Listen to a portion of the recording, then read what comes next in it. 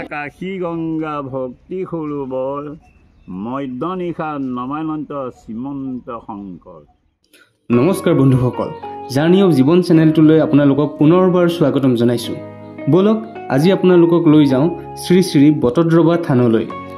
নগাঁও চহৰৰ পৰা প্ৰায় 18 কিলোমিটাৰ নিলগৰ বৰদোৱা নামে ঠাইত এই তীৰ্থস্থান অৱস্থিত। 19 বছৰ বয়সতে 1668 খ্ৰীষ্টাব্দত শ্ৰীমন্ত শংকৰদেৱে বৰদোৱাতে শ্ৰী শ্ৰী বটদ্ৰৱা থানখন স্থাপন কৰিছিল। এয়া আমি বটদ্ৰৱা থান আহি পালোহি। ইয়াতে আপোনালোকে শৰাইৰ কাৰণে বুট, মগু, ফল মূল আদি কিনিব পাৰিব।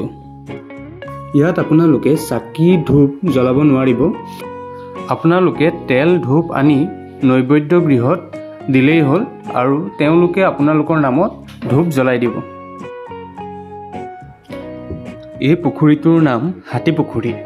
ইয়াৰ বিষয়ে সবিশেষ নাজানো, আপোনালোকে যদি জানে কমেণ্টত নিশ্চয় জনাব। এয়া হ'ল নৈবেদ্য গৃহ। ইয়াত আপোনালোকে শৰাইখন দিব পাৰিব। ইয়াত তেওঁলোকে এখন কুপন দিব, সেই কুপনখন ভালদৰে ৰাখিব। শেষলৈ আপোনালোকে প্ৰসাদ লৈ যাব পাৰিব। আমি গুৰুজনাৰ সৃষ্টিৰাজিৰ কথা শুনিয়ে আহিছোঁ, কিন্তু এই থানত আহি নিজ চকুৰে দেখিলে মনটো কিবা এটা ভাল লাগে। যেনে গুৰুজনাই কোনজোপা শিলিখা গছৰ তলত বহি শাস্ত্ৰ লিখিছিলে, তেওঁৰ পদচিহ্ন আৰু আকাশী গংগা।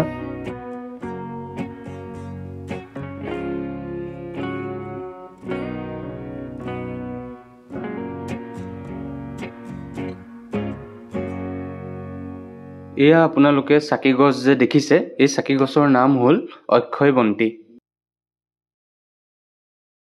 শংকৰদেৱৰ দিনৰ পৰাহে নাম কীৰ্তন আৰম্ভ হৈছে। হয়, তেওঁ যেতিয়া নাম কীৰ্তন আৰম্ভ কৰিছিলে, হয়, এই বন্তিভাগ তেওঁ জ্বলাই দিছিল। হয়, তেতিয়াৰ দিনৰ পৰা এতিয়া দিনলৈকে এই বন্তি গছ কোনোদিন ক্ষয় ক্ষতি হোৱা নাই। মানে ক্ষয় ক্ষতি নোহোৱাৰ কাৰণে বন্তি গছৰ নাম হৈছে অক্ষয় বন্তি। অক্ষয় বন্তি, অক্ষয় বন্তি। কোনোদিন ক্ষয় ক্ষতি হোৱা নাই এই বন্তি গছ তেওঁৰ দিনৰ পৰা এতিয়া দিনলৈকে।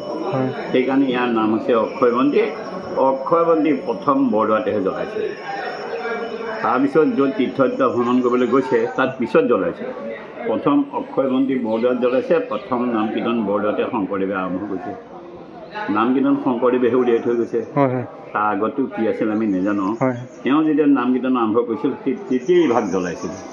তেওঁ নিজে বনাই লৈছিলে কাঠেৰে। তলত এতিয়া পিতলৰ ভাগ বনাই দিয়া হৈছে, কাঠৰ ভাগতে জ্বলি আছে। এই অক্ষয় বন্তি।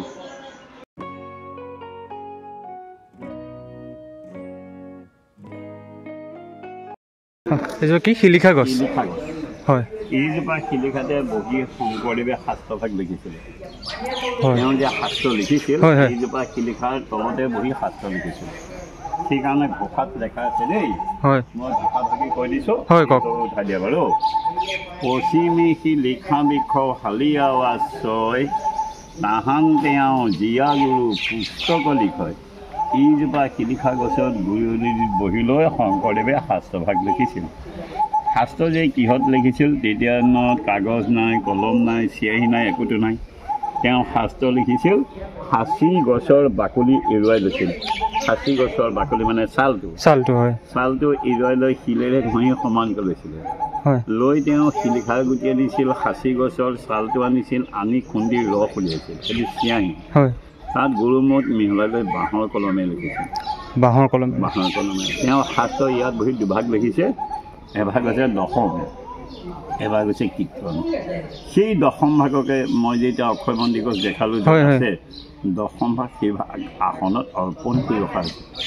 থাপনাত যে পুতি ৰাখিব লাগে, সেই ভাগ মণিকূটত এই আমাৰ দশম ভাগে তাত ৰখা হৈছে। তেওঁ নিজতে লেখা হৈছে ন। শিলিখা ক'লোঁ, এতিয়া কোৱাটো দেখোন। এইটো কোৱা পানী শংকৰদেৱে গুৰুজনেহে খাইছিল, গুৰুজনেহে গা দিছিল, বেলেগ ভকতসকলক দিয়া নাছিলে। ভকতসকলৰ কাৰণে আকাশী গংগাখন জনাই আনিছিল। এতিয়া মই আকাশী গংগাত লৈ যাম। এইটো হৈছে ন, আছে দুনত লগাই আছে। শৰ্মাদেৱেহে বনাই দিছে। আগত এনেকুৱা বিল্ডিং এটাও নাই, ফুলডাল ঘৰ এটাও নাই। আগত এনেকুৱা সৰু সৰু ঘৰ আহিছিলোঁ 4 বছৰ আগত। এতিয়া 3 বছৰ আছে উদ্বোধন কৰা। 23 চনৰ ছেপ্টেম্বৰ মাহৰ 24 তাৰিখে কৈছে অঁ কৃষ্ণ ইয়াত যাত্ৰী থাকিব পাৰিব ইয়াত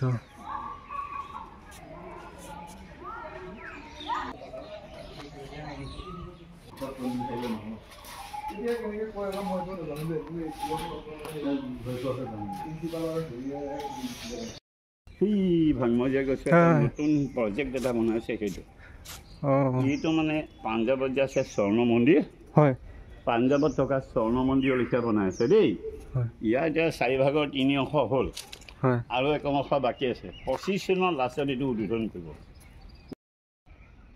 এতিয়া মই গংগাখনৰ বিষয়ে কৈ দিওঁ ন এইখন হৈছে আকাশী গংগা আকাশী গংগাখন শংকৰদেৱে মধ্যৰাতি আকাশৰ পৰা নমাই অনাৰ কাৰণে ইয়াৰ নাম আকাশী গংগা শংকৰদেৱে মধ্যৰাতি আকাশৰ পৰা আকাশী গংগাখন নমাই আনিবলগীয়া কিয় হৈছিল শংকৰদেৱৰ জন্মৰ পাছত তেওঁ ইয়াত যেতিয়া জন্মগ্ৰহণ কৰিছিল জন্মৰ পাছত বৰদোৱাত পানীৰ বৰ অভাৱ এটা হৈছিল পানীৰ অভাৱৰ কাৰণে তেওঁ কুঁৱা ভাগ খান্দি লৈছিল সেই ভাগ কুঁৱা পানী তেওঁহে খায় তেওঁহে গা ধুৱে কিন্তু তেওঁৰ লগত চকুৰি ভকত থাকে 120 জন 120 জন ভকতে আকৌ গুৰুজনৰ লগত বহি নাম কীৰ্তন কৰিব লাগে যেতিয়া গা ধুবলৈ পানী নাই খাবলৈ পানী নাই নাম কীৰ্তন কেনেকৈ কৰিব তেতিয়া সকলো ভকতে লগ খালে লগ খাই গুৰুজনক গৈ আপত্তি কৰিলে যে গুৰু বাপ আমাক পানী অকণৰ সুব্যৱস্থা কৰি দিয়ক তেতিয়া শংকৰদেৱে সেই যে অক্ষয় বন্তিভাগ দেখালোঁ মূল আসন তাত তেওঁ আসন পাতি বহি ল'লে বহি ধূপ জ্বলালে ধূনা জ্বলালে বন্তি জ্বলালে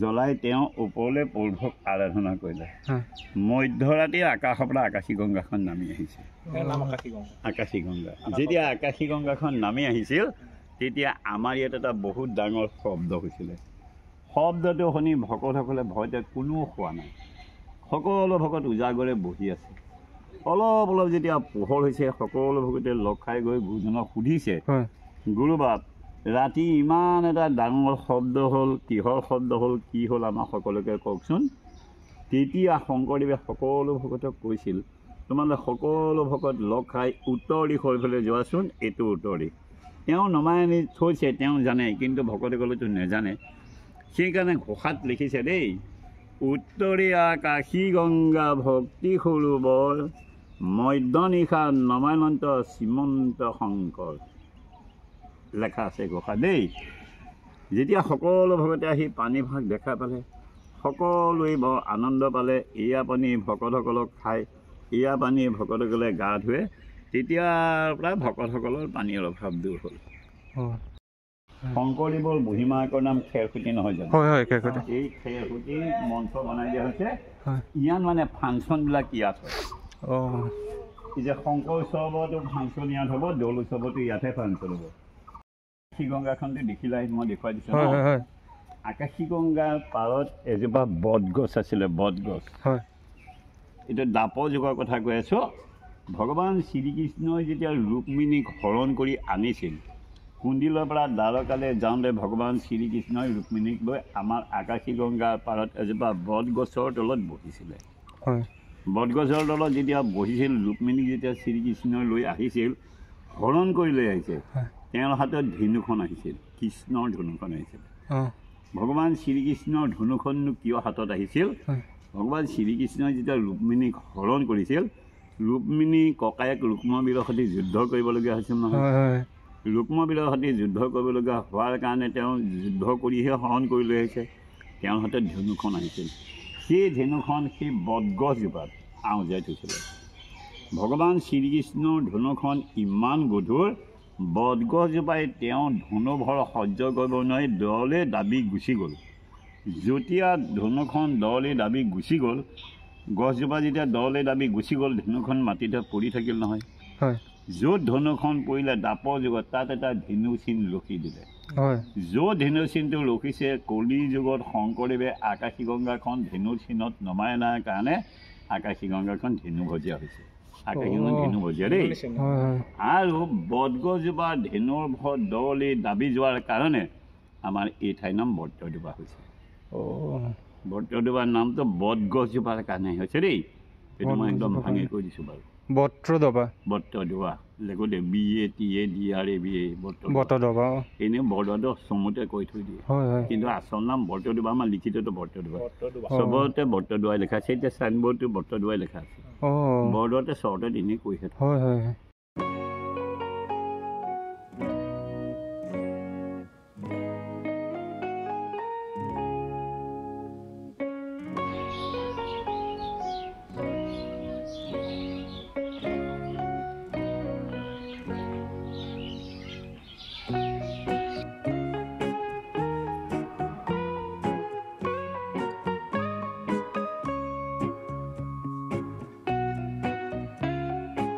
ইয়াত আপোনালোকে গুৰুজনাৰ পদচিহ্ন চাব পাৰিব